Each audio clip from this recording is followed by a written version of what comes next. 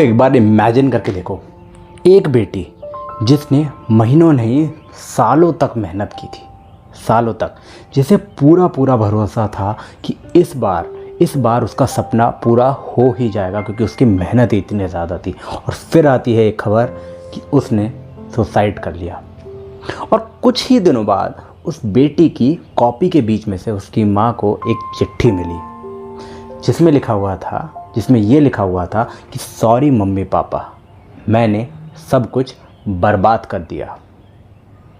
लेकिन दोस्तों, सच्चाई ये है कि क्या सच में उसी ने सब कुछ बर्बाद कर दिया था, या हम एक ऐसी व्यवस्था और मानसिक दबाव के सामने खड़े हुए हैं जो लाखों स्टूडेंट्स को अंदर ही अंदर से तोड़ रही है और लाखों स्टूडेंट उस दबाव को रोज झेलते हैं। आइए पूरा मामला देखते हैं। दोस्तों, मध्य प्रदेश की रहने वाली थी 18 साल की आकांक्षा चतुर्वेदी। डॉक्टर बनने का सपना देख रही थी। उसने नीट की परीक्षा दी थी और परिवार के अनुसार उसको उम्मीद थी दोस्तों कि इस बार उसके 650 से भी अधिक अंक आ सकते हैं। एक छोटे किसान की बेटी, एक बार सोच करके देखो, जिसके पिता परिवार चलाने के लिए बहुत ज़्यादा काम करते थे, बहुत ज़्यादा मेहनत करते थे, जिसका परिवार अपनी बेटी के सपनों के लिए हर संभव प्रयास कर रहा था। उस बेटी को भी दोस्तों विश्वास था कि अब उसकी मंजिल दूर नहीं है। उसने की परीक्षा गई ही इतनी अच्छी है, लेकिन फिर नीट की परीक्षा रद्द कर दी जाती है, पेपर आउट हो जाता है, फिर से परीक्षा की घोषणा होती है। ये दोस्तों, यहीं से दोस्तों सब कुछ बदल गया। परिवार के अनुसार आकांक्षा री एग्जामिनेशन की न्यूज़ के बाद पहले जैसी नहीं थी। वह परेशान रहने लगी, दिन रात चिंता में रहने लगी। उसकी चिंता दोस्तों बढ़ती गई और कुछ दिनों बाद परिवार पर एक ऐसा दुख टूट पड़ा जिसकी भरपाई शायद कभी नहीं हो सकती। आकांक्षा ने सुसाइड कर लिया। अब सबसे दर्दनाक हिस्सा आप लोग सुनो। इस घटना के कुछ दिन बाद जब परिवार को उसकी किताब और नोट्स देख रहे थे उसके परिवार, तो भाई उनको एक चिट्ठी मिलती है। उस चिट्ठी में दोस्तों लिखा हुआ था, मम्मी पापा, आपको मुझ पर भरोसा था कि मैं डॉक्टर बनूंगी, लेकिन मुझ में दोबारा एग्ज़ाम देने की हिम्मत नहीं है। पहली परीक्षा में मेरे अच्छे नंबर आने वाले थे, लेकिन दोबारा अच्छे नंबर आएंगे इसकी कोई गारंटी नहीं है। सॉरी मम्मी पापा, मैंने सब कुछ बर्बाद कर दिया। दोस्तों, इन शब्दों में सिर्फ एक छात्रा की आवाज़ नहीं है, सिर्फ एक स्टूडेंट की आवाज़ नहीं है। इन शब्दों में दोस्तों लाखों स्टूडेंट्स का डर छुपा हुआ है, और वो स्टूडेंट्स जो इस बार री एग्ज़ाम देने वाले हैं, फेल होने का डर, परिवार को निराश करने का डर, और फ्यूचर में अपने भविष्य को खो देने का डर। एक ज़रूरी सवाल दोस्तों सबके सामने आता है कि क्या सच में एक परीक्षा किसी इंसान की पूरी कीमत तय कर सकती है?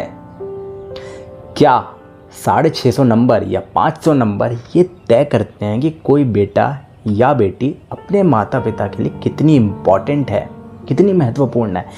नहीं भाई, बिल्कुल भी नहीं। एक परीक्षा आपका करियर या रास्ता बदल सकती है, बिल्कुल बदल सकती है, लेकिन आपकी ज़िंदगी की कीमत कभी नहीं तय कर सकती। भाई, इसको इतनी इंपॉर्टेंस दो ही मत कि आपकी ज़िंदगी की कीमत तय करे। ज़िंदगी बहुत बड़ी है। स्टूडेंट्स के लिए एक संदेश है भाई, अगर आप नीट हो गया, जेईई हो गया, यूपीएससी हो गया, एसएससी हो गया, किसी भी परीक्षा की तैयारी कर रहे हो, तो भाई ये बात आप लोग हमेशा याद रखना, और हमेशा याद रखना कि रिज़ल्ट इम्पॉर्टेंट है भाई, बहुत इम्पॉर्टेंट है, लेकिन आपकी ज़िंदगी उससे कई ज़्यादा इम्पॉर्टेंट है। आपके लिए, आपके माँ बाप के लिए है। एक साल आपका दोबारा मिल सकता है, ठीक है, एक परीक्षा दोबारा दी जा सकती है, एक करियर फिर से बनाया जा सकता है, ख़राब करियर को सही रास्ते पर लाया जा सकता है, लेकिन ज़िंदगी कोई भी दूसरा मौका नहीं होता है भाई ज़िंदगी का, है ना। ज़िंदगी आपको दूसरा मौका नहीं देगी। माता पिता के लिए एक संदेश है दोस्तों, कई बार बच्चे अपनी परेशानी बताते नहीं हैं, ठीक है, फिर मुस्कुराते रहते हैं, हमें लगता है सब कुछ नॉर्मल है, लेकिन अंदर से बच्चे टूटे हुए होते हैं। उनसे सिर्फ ये मत पूछिए कि भाई पढ़ाई कैसी चल रही है, इससे थोड़ा सा आगे बढ़िए।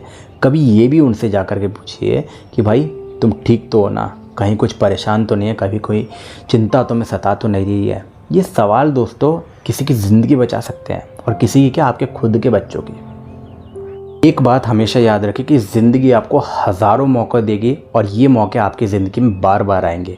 आपको केवल एक चीज़ करनी है कि आपको लगातार मेहनत करते रहना है, आपको डटे रहना है अपने रास्ते पर। और अगर आपको मंजिल नहीं मिलती है तो ये बात मान लीजिए कि भाई ये रास्ता सही नहीं था, हमें नया रास्ता खोजना है और फिर से आगे बढ़ना है। शायद री एग्ज़ामिनेशन में आकांक्षा के अच्छे नंबर आते, शायद उसके पहले से ज़्यादा नंबर आते या पहले से कम नंबर आते, लेकिन ये नंबर उसका फ्यूचर डिसाइड नहीं करते हैं।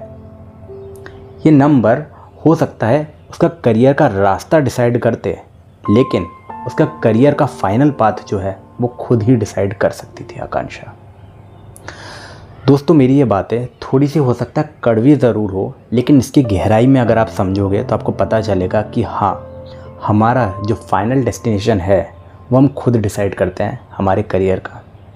तो आप इसको चाहो तो अपनी मेहनत के साथ, अपने कर्मों के साथ में बदल सकते हो। आपको केवल और केवल अपनी मेहनत पर, सही रास्ते पर डटे रहना है, और वो मेहनत का रास्ता है सही रास्ता, और आपको अपने पर भरोसा रखना है। मेरी इन बातों को याद रखिए दोस्तों, आकांक्षा अब वापस नहीं आएगी, लेकिन उसकी ये जो कहानी है एक बात हमको ज़रूर सिखाती है।